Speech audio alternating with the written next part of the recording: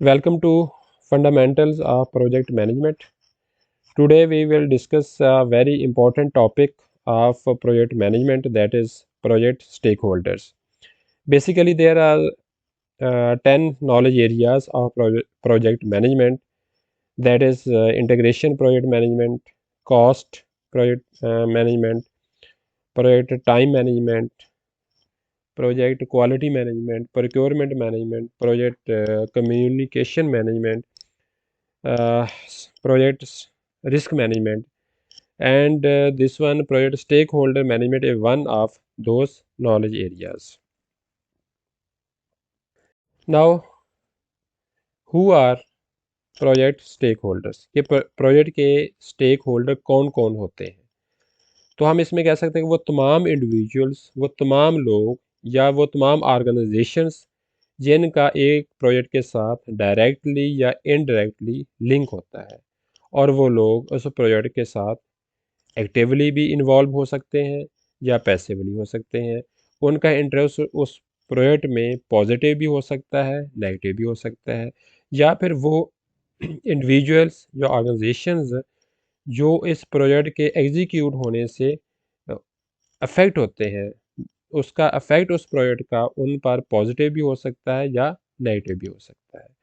तो ये as per definition of PMI, Project Management Institute, we can say all those individuals or organizations which are actively involved in any project and they have interest, those interests may be positive or negative, and those are individuals or organizations may be affected after the execution of the project.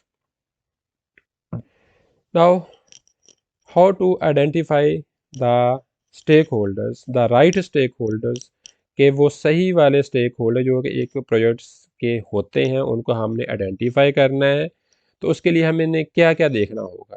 तो first of all we will say that all those interested entities, कि all those individual organizations जो कि इसमें interest रखते हैं किसी project में, तो उनको हमने सर्च आउट करना होगा, आइडेंटिफाई करना होगा। और definitely those individual organisations will have their responsibility and they definitely have the authority in the project. The their level of responsibility and authority will definitely change as the project goes on throughout the life cycle of a project. उनका जो level होता है authority का, जो responsibility का, project के start से लेकर, प्रोजेक्ट के इनिशिएशन से लेकर, प्रोजेक्ट के क्लोज होने तक, वो उनका रिस्पॉन्सिबिलिटी या अथॉरिटी का लेवल चेंज होता रहता है। उसके बाद है कि फ्रॉम ओकेजनल कंट्रीब्यूशन के कुछ ऐसे स्टेक होल्डर होंगे जो कि कभी कभार उनका उस प्रोजेक्ट से लिंक पड़ा होगा। जैसा कि हमने उनके एक सर्वे किया था तो उस पर डिस्कशन हो सकती है, या फिर उसमें के कह सकते हैं कि कुछ ऐसे इंडिविजुअल्स भी हो सकते हैं, स्टेक होल्डर भी हो सकते हैं जिनका उस प्रोजेक्ट के साथ फुल कोऑपरेशन होगा, इवन के वो उसके स्पॉन्सर तक हो जाते हैं। तो ये इन सब के लिए क्या चाहिए होता है, हमारा जो प्रोजेक्ट मैनेजर होता है उसकी अटेंशन चाहिए होती है कि उनको कैसे डील करना है।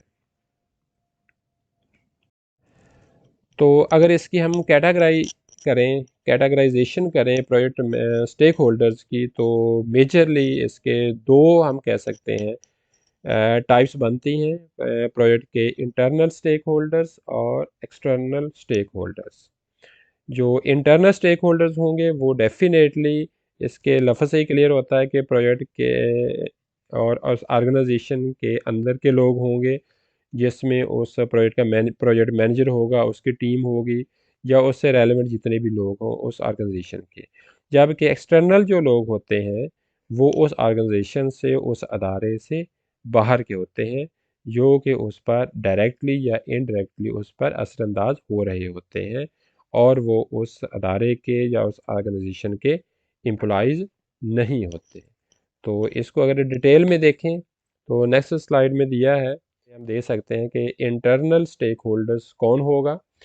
नंबर वन, जो ओनर होगा उस प्रोजेक्ट का, जो उस प्रोजेक्ट को स्पॉन्सर कर रहा होगा, जो उसकी फंडिंग कर रहा होगा, वो मे बी वो उसका अदारे का हो सकता है या उस अदारे का एक पार्टनर भी हो सकता है। फिर बोर्ड ऑफ डायरेक्टर्स जो होते हैं एक ऑर्गेनाइजेशन के, वो डेफिनेटली वो इसके इंटरनल स्टेक होल्डर्स हैं। एम्प्लॉइज़ जो होते हैं वो भी उसके इंटरनल स्टेक होल्डर हैं। Other functional managers, you can say, एक उसमें प्रोजेक्ट मैनेजर है, जबकि दूसरे फंक्शनल मैनेजर होते हैं, जैसे ऑपरेशनल मैनेजर हो गया, सप्लाई चेन मैनेजर हो गया, वो भी उसके इंटरनल स्टेक होल्डर्स में आते हैं। फिर लास्ट वन इसमें आ जाता है कि प्रोजेक्ट मैनेजर और उसके साथ जो उसकी टीम होगी, ये सब लोग जो हैं ये इंटरनल स्टेक होल्डर्स में आते हैं। ये सब वो लोग हैं जो कि एक प्रोजेक्ट के साथ उस डायरेक्टली इन्वॉल्व होते हैं। देन सेकंड उसकी जो मेजर कैटेगरी है एक्सटर्नल स्टेक होल्डर, उसमें आ जाता है कि जो आपके कस्टमर्स होते हैं, जो आपके एंड यूज़र्स होंगे, जिसके लिए वो प्रोडक्ट या सर्विस उस प्रोजेक्ट में आपने बनाया है, जिसको उन्होंने यूज़ करना है, वो उसके एक्सटर्नल स्टेक होल्डर्स हैं। डेफिनेटली उनका भी स्टेक इसमें लगा हुआ है कि अगर वो प्रोजेक्ट कामयाब होता है, सक्सेसफुल होता है, definitely they will be well of. उसके बाद उसमें आ जाता है कि सेलर्स जो होते हैं, जिसमें वेंडर्स हैं, सप्लायर्स हैं, अदर कॉन्ट्रैक्टर्स हैं, उनका भी इसमें स्टेक लगा हुआ है प्रोजेक्ट के साथ। फिर अदर बिजनेस पार्टनर जो होते हैं वो भी इसके साथ रिलेटेड होते हैं। फिर जो ऑर्गेनाइजेशन में ग्रुप्स बने होते हैं, ये यूनियंस बनी होती हैं, उनका भी किसी प्रोजेक्ट में एक लिंक होता है कि प्रोजेक्ट के सक्सेसफुल होने के लिए। फाइनेंशियल इंस्टीट्यूशंस जब बैंक्स आ जाते हैं, उसके बाद गवर्नमेंट रेगुलेशंस आ जाती हैं, गवर्नमेंट के अदारे आ जाते हैं किसी प्रोजेक्ट की अप्रूवल के लिए, जो कि रिक्वायर डॉक्यूमेंटेशन होती है, वो भी इसके स्टेक होल्डर्स हैं। फिर एसएमईज जो होते हैं, सब्जेक्ट मैटर्स एक्सपर्ट्स होते हैं। और लास्ट वन कंसल्टेंट्स जो होते हैं किसी प्रोजेक्ट के, ये जो सेक कैटेगरी है जो आप कह सकते हैं, ये एक्सटर्नल स्टेक होल्डर्स में एग्जिस्ट कर रही होती है। Now keeping in view the project stakeholder management, कि जब हमने उसमें प्रोजेक्ट एक प्रोजेक्ट के स्टेक होल्डर्स को देख लिया कि कौन लोग होते हैं, उनको आइडेंटिफाई कर लिया है, उनकी कैटेगराइज में दे लिया कि उसके इंटरनल है या एक्सटर्नल है, फर्दर उसमें दे लिया कौन कौन से लोग हैं, तो अब हम ये कह सकते हैं कि हमने एक लिस्ट बना ली है। तो उनके अथॉरिटी और रिस्पॉन्सिबिलिटी को सामने रख के, उनका इंटरेस्ट कितना है उसको सामने रखते हुए, हमने उसका एक मैट्रिक्स बनाया है, जिसको मेंडलियस मैट्रिक्स भी कहा जा सकता है। तो इसमें अगर देखा जाए तो फर्स्ट क्वाड्रेंट में जो लोग होते हैं, उनका इंटरेस्ट लो होगा और उनकी पावर भी लो होगी इस प्रोजेक्ट के कंट्रोल करने में। ये मोस्टली वो लोग होते हैं जो कि आप ही की कंपनी के लोग होते हैं। और आपने क्या करना है, एक प्रोजेक्ट मैनेजर ने क्या करना है, जस्ट इन पे मॉनिटरिंग रखनी है और इनको सेमी रेगुलर अपडेट रखना है।